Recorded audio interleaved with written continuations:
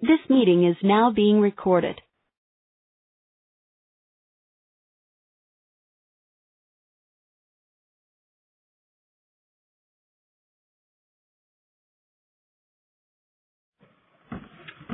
Hello, everybody, and welcome to our Go For It Community of Practice call that includes all cohorts. This is Monica Harrington, and in the room with me I have Ashley Ness, Laura Merrill, Wayla Murrow, and Amanda Sutton. Hi, everyone. Hello. Hello. So just as a reminder, the objectives for the Community of Practice call, these are intended to support your communities, to provide information, to learn from each other, to have discussions with the state team, to share your successes as well as strategies, and that's a lot of what we hope to do today.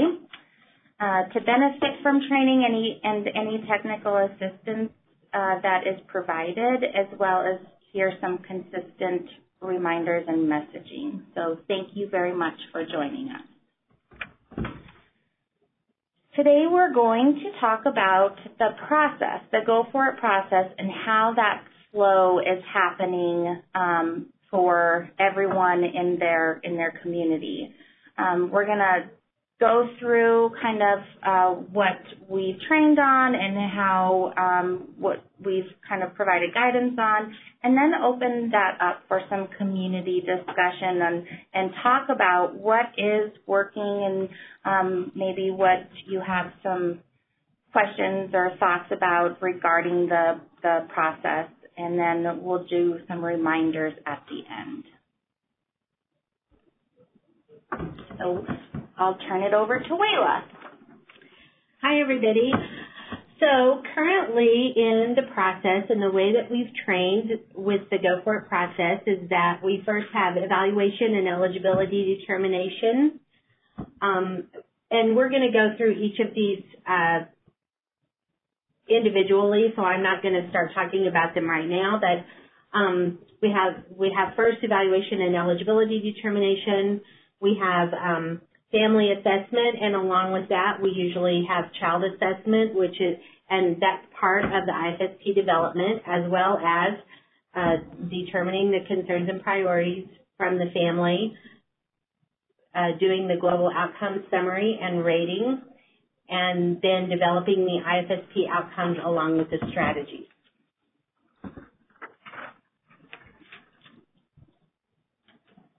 So during the evaluation and eligibility process, most of the CCBs that we have talked with, and of course we've talked with them all because we had because that's what we do. We do weekly check-in calls with all of our communities at some point. Most of them have service coordinators that do attend the evaluation.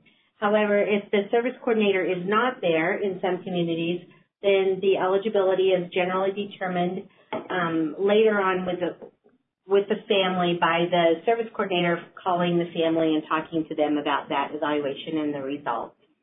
And then also evaluation is usually recapped at the beginning of each IFSP meeting.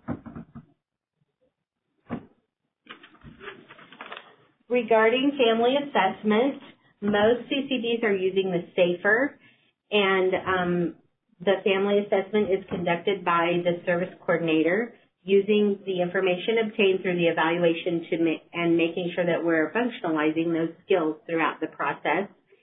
And then typically the child assessment is happening at the same time, and that's generally the role of provider, although in our observations it has been looking like a seamless process with the provider being able to ask additional questions as the service coordinator is going through the routines of the day. The next step of the process, hi everyone, this is Laura, is to determine the concerns and priorities. And concerns and priorities are determined by discussion with the entire IFSP team. They're based on the things that have been identified prior to this step in the IFSP, mainly in the family assessment. because remember, we're threading that information from the evaluation through the family assessment to make sure it's functionalized and contextualized. And then the family identifies which of those challenges are their concerns and which they want to start working on first. Now, one thing we have heard is that in some CCBs, this is happening right after the family assessment, and in other CCBs, they're actually documenting concerns and priorities after the global outcomes. The next step then is the global outcomes, where you actually talk about, in a very summary way, the strengths and needs of the child, and then facilitate that rating. Sometimes the main facilitation of this part of the process is by the providers. Sometimes it's by the service coordinators. The important piece to remember here is that the strengths and needs are just a brief summary of what you know about the child within the context of their family in relationship to the 3 global outcomes, where you're kind of aligning them with the 3 global outcomes. Some communities have determined distinct roles for this process. Some have a more back and forth kind of team process. It's important to remember that the parent is always involved in this process, and you have to know what the age, you have to age anchor the child prior to that, and communities are using different resources to do that. Many have laminated those resources to make them easier to use for their staff.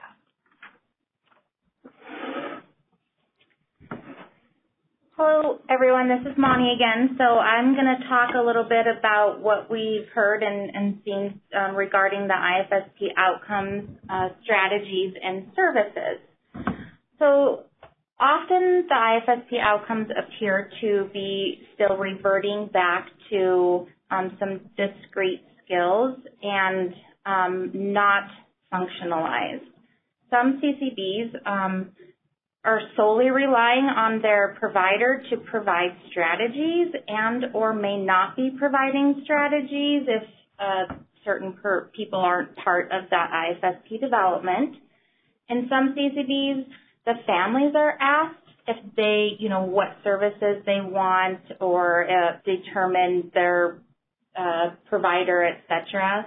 And in others, families aren't included in the discussion at all. So the point in that we really want to make is that this part of the process should be the entire IFSP team. It isn't one person's sole responsibility to provide information on either section or either part of this process. So other team members might have more expertise or have some professional guidance to provide to help facilitate that conversation, but it should be done as a team. So at this point, we want to open it up for discussion, and really we want to hear from you about each part of this process, maybe what is going well, or if you've found any challenges regarding the flow or how you are in your communities are actually doing this process. So I'm going to go ahead and unmute everybody. If you want to mute yourselves on your phone, you can do that by *6 if you're not talking. So. All guests have been unmuted. Monty, are we going to try and follow this process a little bit, starting with the evaluation and eligibility? Yeah, so let's start talking about the evaluation and eligibility part first. How is that going? Does anyone want to provide us with some additional feedback on that? And when you make a comment, if you can just tell us the CCB you're from, that's going to be helpful for us also.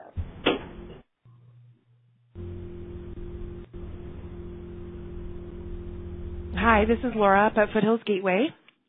Hi, Laura. Hi, hope y'all are doing well. So the evaluation process, I feel like it's going well. I feel like Child Find has really been willing to work with us and try not to be completing such comprehensive assessments with so much family information. That being said, however, I think the ladies who work at Child Find in Larimer County have been doing this for a number of years, and so that's a really hard shift for them to make. So we are still having trouble completing the RBI to fidelity because so much of that information is being covered in evaluation. And I guess I would also then just add that we are really excited about the potential for legislation being introduced for the Part C evaluation funds to be funneled to the Department of Human Services as opposed to CDE, and our Child Find teams are actually really excited about that too because they just don't have the capacity. Great, thanks, Laura. And for everyone else on the call, that's great that you're kind of already thinking about that. So that's, just something that you might want to look at how that process might change and how that even affects your current process regarding your activities now. So thanks for sharing. Hello, this is Farina from North Metro. I'm here with Claudia. Hi, guys. How are you? Hi, good, thanks. Good. So evaluation at the school district is going well. They are taking about an hour. But I feel that we are still struggling with how they share information and how they tell them they qualify for speech services or that they're recommending speech services. So, yes, we're also very excited to take over evaluations, if that's the case. Yeah. Perfect.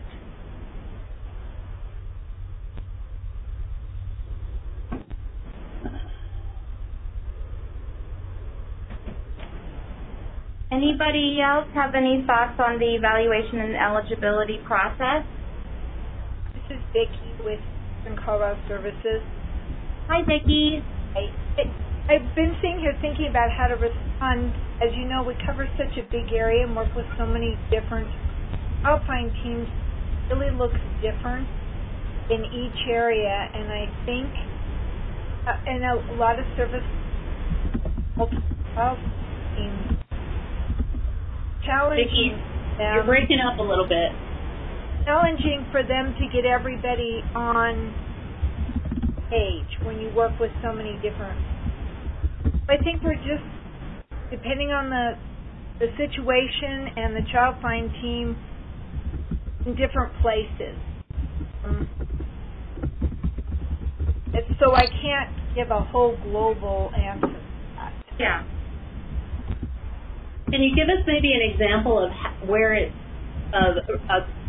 really happening well and what the most challenging part is?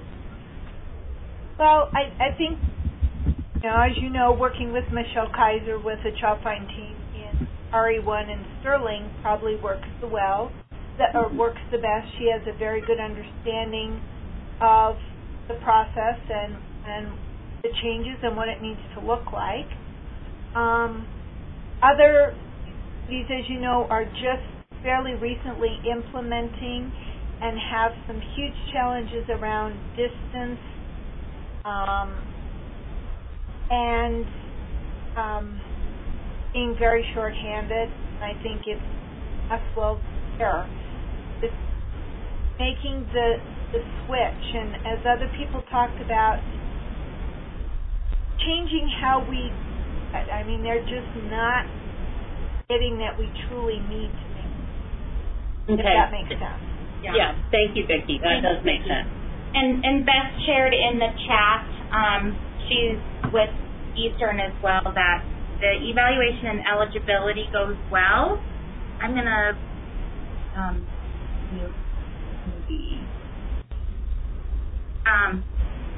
but, there's still that challenge of getting providers to stay beyond an hour, et cetera. I'm not sure who we're getting.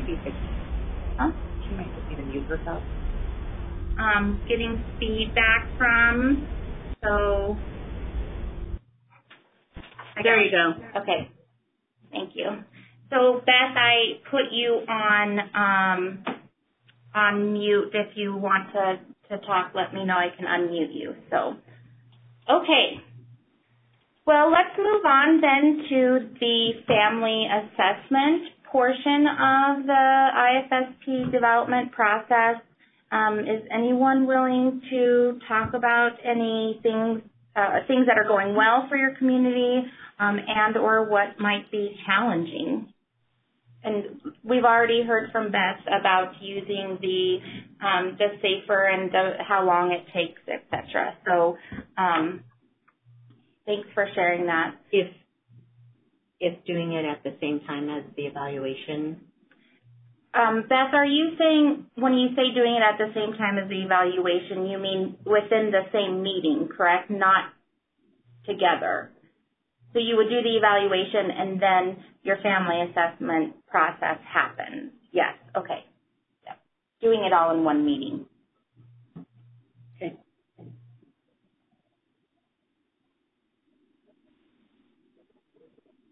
And then Beth added, having a second meeting to do it is even tougher too. So trying to schedule that second meeting sometimes can be a challenge.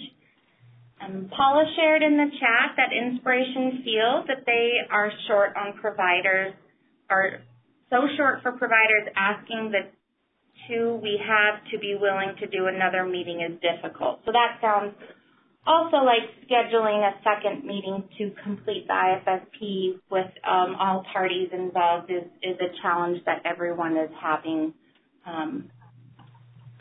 so far. So at least some people are. Yeah, some people are. The people who've spoken up have, yes. Anyone else want to provide some feedback on that?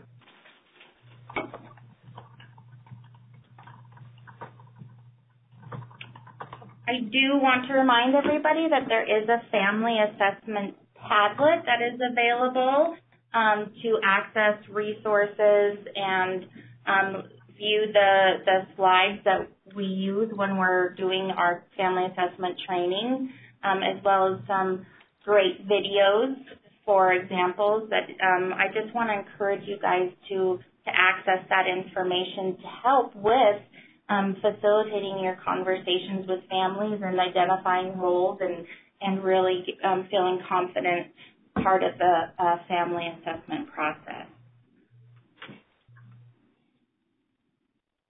Okay, so Doris says Imagine doesn't attend the Child Find evaluation, so they're only scheduling one meeting to complete the IFSP. So there is a suggestion. And Pat also said at Community Connections, we do the family assessment at a second meeting when we complete the IFSP with the likely provider. So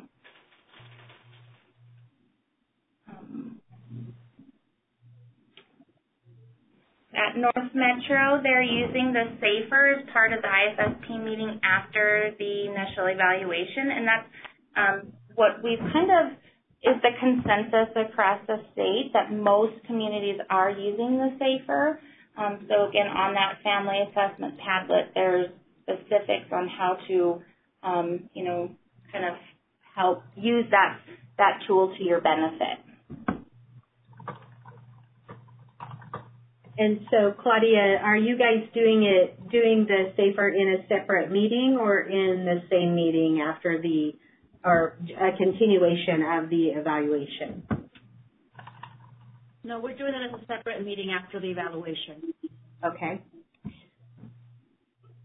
And then Vicki has a question for Dory, so we have it here, that the meetings for Imagine, they're not attending the evaluation, but they have the IFSP meeting after the significant delay has been shown.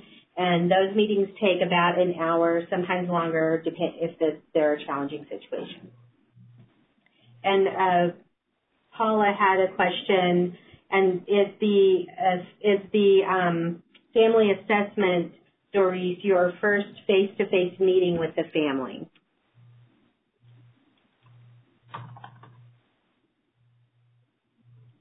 Yes, it is. Thank you all. Okay. Well, let's talk about the concerns and priorities portion of the IFSP development. I know we've heard from many communities that this is, where there's opportunities for discussion. So, who wants to start with that? I can. This is Karina. Yay! Thanks, Karina. Honestly, what I've done is kind of just reword that concerns and priorities page, because I think the root of the problem is, ask families, what are your concerns? That's when they're going to tell you communication, physical, development. And then we go back to square one and have those discrete skills there. So I don't ask, about the concerns. I just kind of summarize what I heard throughout the family assessment, and then just ask, out of those routines that are more challenging, which one would be your priority? What do you want to focus on first to get to the priorities? That's a lot of just coordinators are looking at the page and are looking at concerns. So, you're in the middle of facilitating a meeting. It's just easier to guide, the meeting off of what you're reading. And just that word concerns, again, it's what I think is guiding the family to those answers. So, Karina, are you saying that a possibility might be to look at the wording on that page that might help with some of that? Definitely. Okay. Definitely. Thank you. Because if we really, and I've been doing QIOs for a while now, what we're really looking for is for those times of the day that are difficult for the family, then that's what we should have on there. What are the times, of the day that are challenging, or which routines do you want to work on? Then that way we can, have. That's a great suggestion, because I do think you're right that the words on the form sometimes guide the process. Yeah, I really like how you have adapted that to your style and your situation. So that's a really great comment. Karina? All right. Yeah, thank you.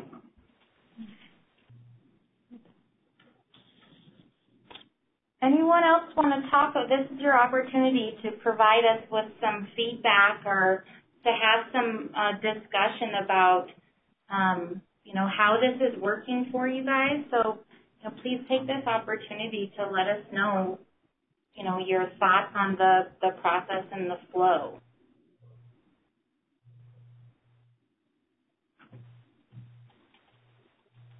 I'll have more feedback when we get to global outcomes. Okay.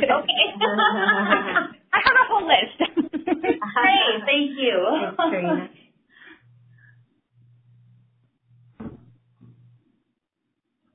Okay, well let's start with Karina then and global outcomes. Go, Karina, go. So, okay, let me keep going. So, just to picture I'm facilitating a meeting. I just went over the entire family assessment. We summarized what's not, going great throughout the day into concerns and priorities. We talk about resources for the family or community support. And then this is what I have to say to families. Okay, so let's hold that thought. And now let's talk about, all the skills that we heard throughout the family assessment, and then I start explaining global outcomes. And I think that's where a lot of people are, having a hard time transitioning into global outcomes, because really we're just putting aside those concerns and priorities for now, and then we're going to recap and do the global outcomes, and that's kind of like a summary of what we heard during the family assessment. So that's where we find it difficult to transition into. We feel like we're putting those concerns and priorities aside. We do the global outcomes. And then, oh yeah, remember those concerns and priorities. Now let's develop goals around those priorities. IFSP outcomes around them. So yeah. Have you tried doing the global outcomes before you finalize the concerns and priorities? Yeah, I actually did yesterday during an annual after talking to Kelly. And yes, it went a lot smoother. Have you tried? I have a question. Do you feel like did you record on the concerns and priorities from the family assessment, or did you just do that whole page after the global outcomes? I just did it after the global outcomes. Okay. The whole page. And I think that made it easier to also make a decision on, the IFSP outcome, which of the global outcomes would address. Oh, I hadn't thought about that. Mm-hmm. Oh, go ahead. Well, I was just going to say, did you find it challenging to, because when we talk about identifying the concerns and priorities of the family, that they should be in the words of the family and, related to that family's times of day, and exactly what you said earlier is that you're recapping what you've heard, etc. Did you find it, because you've separated that now from the family assessment, did you find it difficult at all to kind of go back and use the family's wording or language or identify what those are? Not at all, because when I do global outcomes, I take the lead on it. I'm the one walking the team through it. Okay. I'm really summarizing what I heard over the family assessment, and then if the provider mentions a discrete skill, I ask her to give me an example of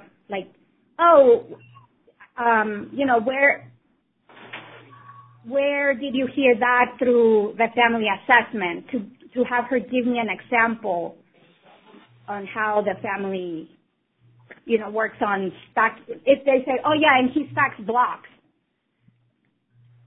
Well, yeah, he did that at the evaluation, but then I asked the family, is that something that you guys usually do here at home? If they say yes, then I ask, oh, when does that happen? To have a,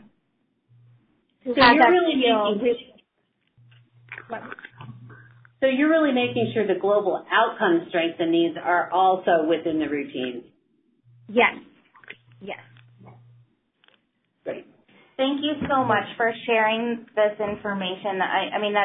I think is a common,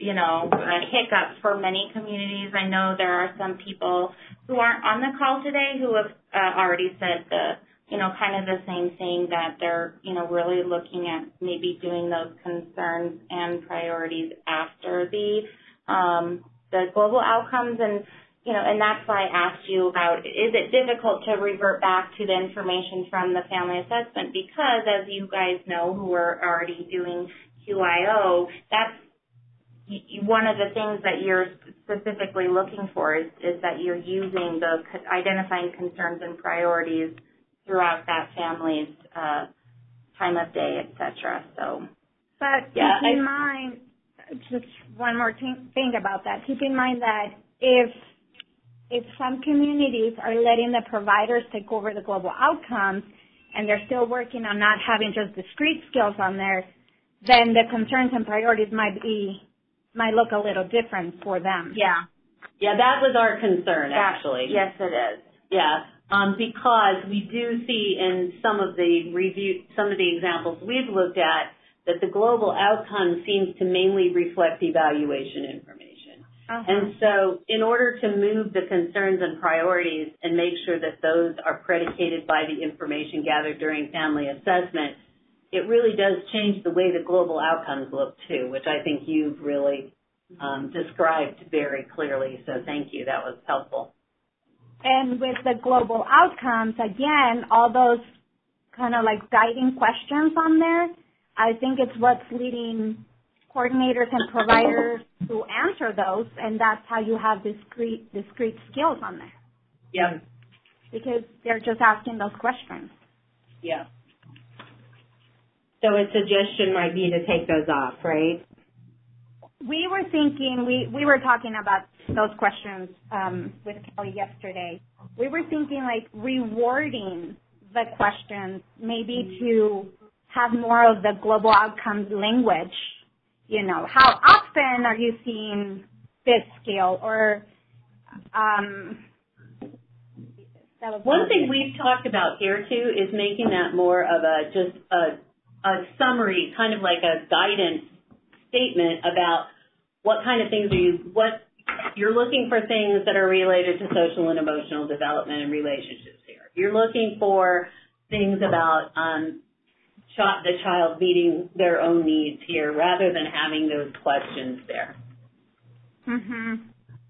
More guidance, more of the global outcome wording, like sometimes, how often, not yet, frequently. Because we, like, as a CCB, we need to work on global outcomes. We feel like we're stuck with sometimes and not yet, and then we don't know where to go from there.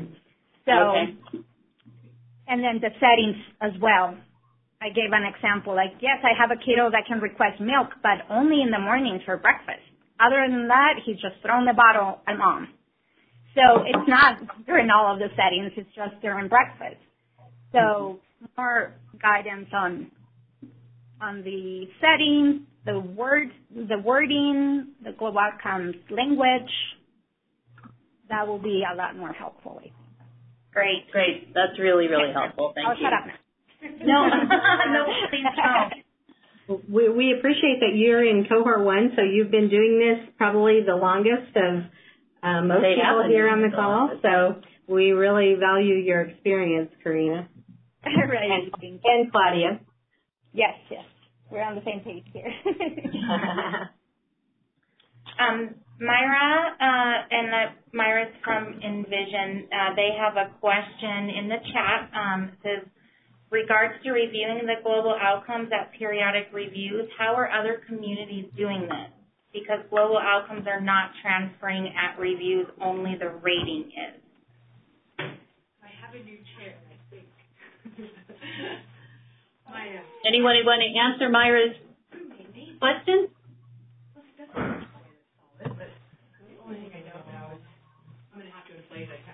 Hi, this is Claudia. Hi, Claudia. Hi. So initially when we do an initial ISSP, we always, well, some of the coordinators, most of us, make a copy and put it in our soft file. So if that happens, that when you're doing a review and you're opening the global outcomes and the page does not transfer over, we can always resort to what we have in our file and go from there. So you review it from your paper copy and then update it on the form at the review. Exactly. Yep. Yeah. And then we type it live as whatever is changing or updates or whatever keeps being the same. It stays on a new page on the Salesforce. Okay. Great. All right.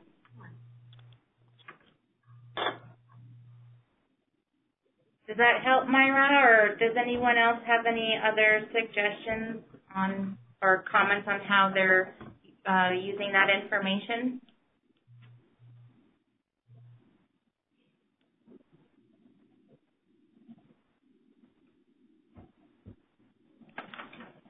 It's Shannon. It's really nice to hear your voice. We were just hoping to get a little bit more clarification. So when we go to open a review, the global outcomes don't transfer over. And so in order for us to reflect back onto the strengths and needs, we need to go back, open the previous ISSP, and read it from there. Is that what everybody else is doing?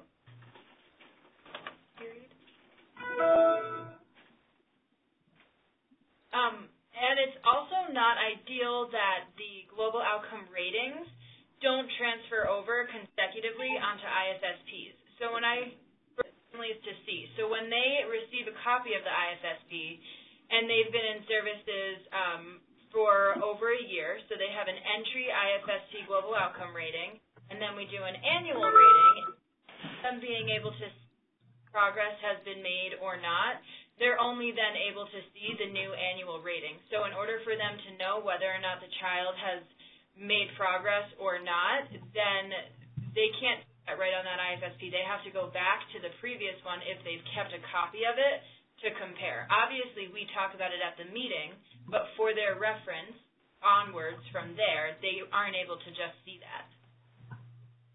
Hey, this is Ashley Ness here, and for the ratings, like those should be carrying over from IFSP to IFSP. So if you can email me an example, and then we can talk to the developers about making sure that the rating piece is carrying over for each IFSP. As for the strengths and needs section, there is a reason why we did that. I don't have that off the top of my head. So we're going to have to bring that back to the team and see if that's something that makes sense for all communities and when we could possibly look into implementing that to carry over and what that would look like, because that's going to be a little bit more of a heavy lift. I just have a clarification, though. Are you saying that you would like to have the history of the ratings carry over? Like if the child has been in for 2 years, you'd like to see the initial rating, the prior annual rating, and the next rating? Yeah, absolutely, because isn't that the point of the ratings is for them to be able to see them? Like, so this is the first one. This is the rating that we completed at the end, and now this is the exit. Wouldn't that be the purpose of rating them every year so that we would be able to look at them consecutively? Yeah, so right now I'm guessing what's happening is you are doing an annual, and then when you create a periodic, it's carrying over, but when you do when you do an initial and then you create a review or periodic, everything carries over, the rating does, but then when you create an annual, it like blanks it out, clears it out. Yes, that's correct, and I understand it clears it out because it's an annual, so everything is new, but we would like to be able to page, so at least rating from last year in addition to rating. Yeah. I think we're all in agreement here. We're all nodding our head that yes, that should be carrying over. I'm not sure why that's not working appropriately, but we can for sure add that to a fix. That one should be a pretty easy one. But the strengths and needs part, that's going to be kind of a different story. Great. Thank you.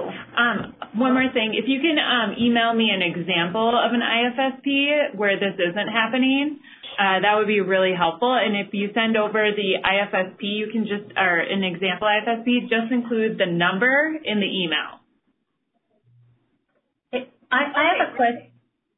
Oh, sorry. Go ahead. I interrupted. Was that okay? I'm done. Okay. No more. We have a question from Jeannie in the chat, and Jeannie, you're saying the child outcomes area transfers. Can you tell me what that is? What are you referring to there? We had a kiddo that we filled in that bottom part that you're not supposed to fill in anymore, and that came over just fine, both on an annual and on a review. Okay. Oh, when you were filling in supporting evidence, that did transfer, but when you fill in strengths and needs, it doesn't. Correct. Okay. Did the rating pull over as well? Yes. Okay. So, yeah, if you can for sure send me an example so I can take a look at that, and I can look into it a little bit more and also figure out what is kind of going on. Anytime when you create a review, make sure when you go in to create a review, there's an active IFSP. So if you have an initial and you're going out to do a periodic, make sure that initial IFSP is marked as active. If you're not doing that, and especially with annuals, you're really missing an opportunity to not have information on that annual IFSP. Ashley? This is Karina. Here at North Metro, we do see all of the ratings in the unicorn, but yes, when you print the IFSP, it only has the latest rating on there. Okay, so if it's the print and you want it to print as well as carryover. I don't know how that will look like, but yeah. Well, you don't have to worry what it'll look like. Actually, you'll make it happen. Look at her. Let us worry about that part. I'm just picturing that page right now, and the rating is on the right. So I'm like, yeah, you worry about it, Ashley, and let us know. Well, yeah. And it might, because I think that's probably why it can't. I mean, maybe it could. We'll worry about that. And I think that the original intention of why it works that way is that that's the latest rating for that IFSP for the family at that time. So if you're conducting a periodic review and updated the rating to a periodic rating, that's the way that it would be showing within that each of the global outcome areas. So that's why there's only one rating that's showing up.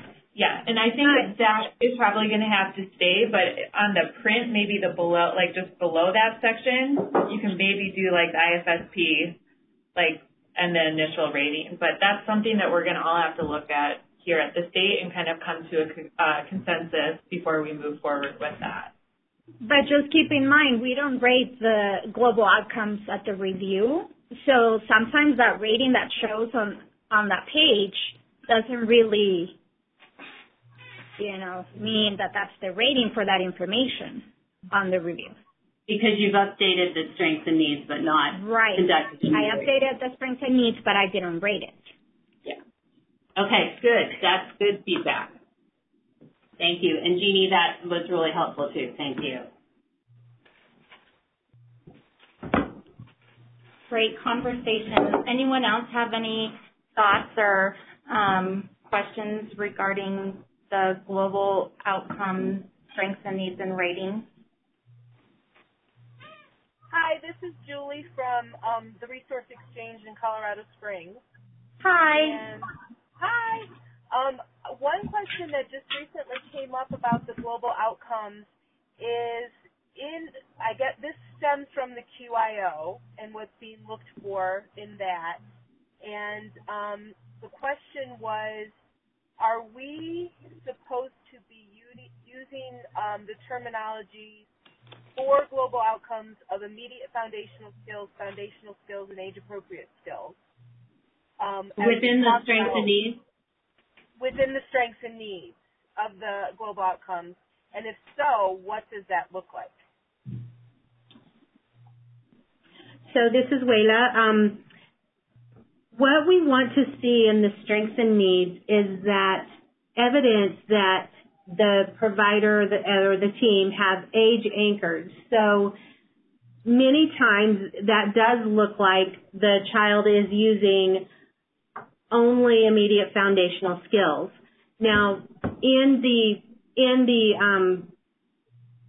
what you would write in the strengths and needs sections might say something like, the child is doing XYZ skill, which is something that we would expect for a child of a much younger age, or something that we would expect of a child this age.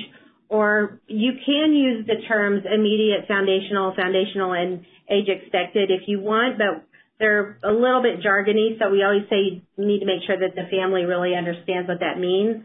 But you can always use the terminology of skills of a much younger child, skills of a younger child, or skills of a child that we would expect for this age, and that can give you that can show on the QIO that that's showing that you age anchored, because you're saying, yes, he has these particular things that he's doing throughout the day, and yet we would expect to see this typically in a much younger child or something to that effect. The other important part too, Julie, is you don't have to. We just want to see some examples, because remember, the strengths and needs is when you're discussing this with the family so that they understand what the rating looks like for their child. So when you're summarizing within the strengths and needs, and you're starting to talk with them about the fact that, hey, Joe has a lot of great strengths. That's what they are. These are really what would be expected of a child that's somewhat older than Joe, someone younger than Joe, maybe older, I don't know. And so you're writing that down, and it's helping the family understand why and participate in the discussion of determining the rating. You don't have to do it for every single thing. It's just the way you're talking about it with the family so they understand you're including those words in the document. And so if, for example, if the child is using some skills that are age expected and some skills that are immediate foundational, then you might say Joe's skills in the area of doing whatever it is are what we would expect for a younger child. However, he is using many skills that are skills that we would expect for a child his age. So, and give an example of what that is. And then that would be appropriate because that basically tells you that, that helps you go down that decision tree. Yeah, Julie, I know that you guys do a good job of explaining it to families so that they can participate in the rating. So you just basically have to write it down how you explain it. Okay, we just need to have it written. Okay. Yep. Thank you. Great. Okay. Well, let's move on to IFSP outcomes, providing strategies, determining services, portion of the IFSP development. Any challenges or successes or thoughts on that part of the process? Hi, this is Laura up in Larimer. Hi, Laura. Hi. So I do think that we are doing a lot of work around outcomes, and we actually have a service coordinator retreat where we're going to be spending a good portion of the day working on developing meaningful outcomes for families. And I know I've had some conversation with Lenita about potentially the state providing some technical assistance in that because outcomes are challenging to get them right. But I do think that we've made some really good progress in terms of the measurable piece of outcomes. And Great. What I'm hearing from providers and service coordinators at this point is that second measure where you talk about, 4 out of 7 days, it feels kind of disjointed to the process because here you're trying to be so family friendly, you're trying not to use jargon, you're trying not to write goals as they're written on IEPs, and that's why I use the word goal. And so when we're writing outcomes, my feedback would be that it's not feeling real family friendly to have to add that second measure that's identified on the QIO in order to get the best practice standard. Okay. Yeah, and I know, I think just providing some more, technical assistance or information for, not only your community but other communities on how to make that feel a little more comfortable or better is definitely needed. This is Amanda, and I just want to, as it relates to the QIO and sharing and how we look at that section, it's not that we're looking necessarily that's always going to be a certain number out of a certain number of days of the week. And I know that's an area that's definitely, I would say, is maybe more an advanced skill. That section is really tough.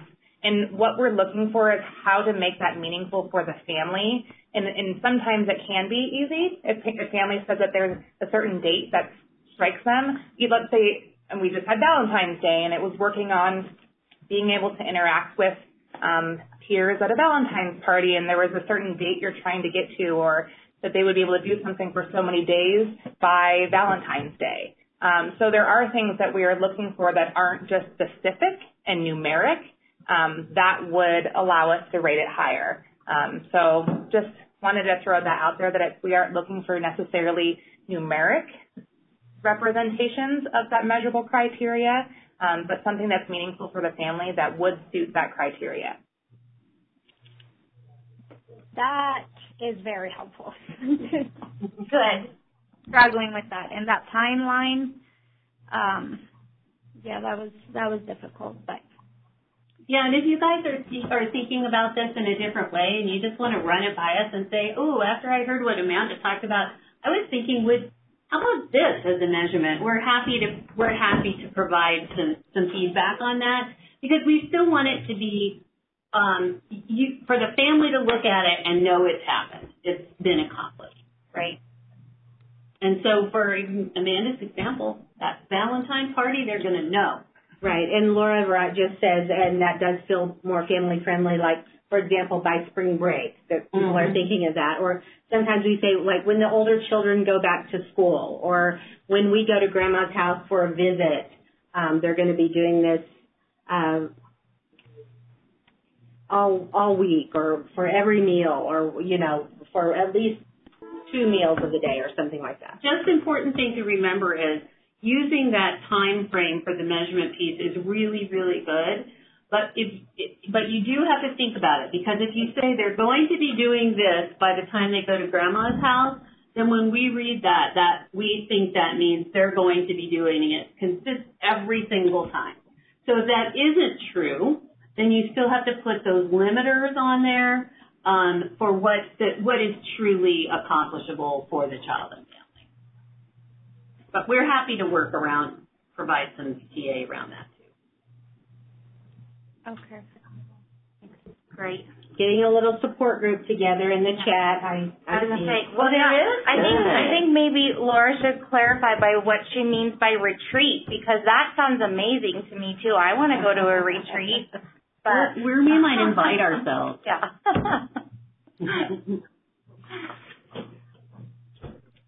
All right.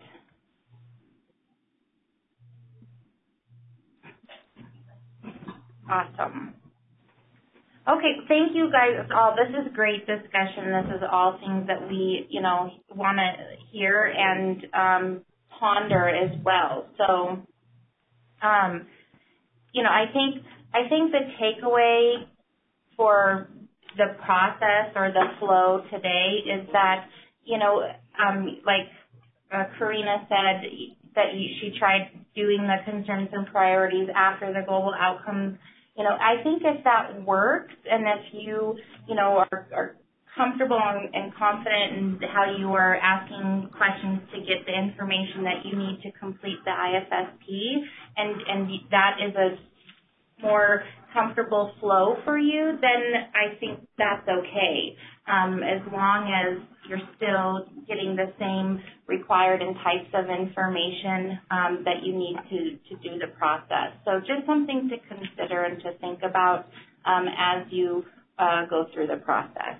So in the chat, Laura has sent an open invitation to Foothills Gateway to anyone that wants to come on over. So party time over there. I'm pretty sure she just said Strive in Inspiration Field. I heard everyone. I think she wants everyone. Okay, and then Vicki was asking, could this be a discussion at the state meeting? That's a great suggestion, Vicki, and I made note of it as we move forward with Can I ask the agenda. a clarification? Yeah. What it says, can this be a discussion? What, having a retreat or the process? Or the measurable criteria. Or the measurable criteria. What's this?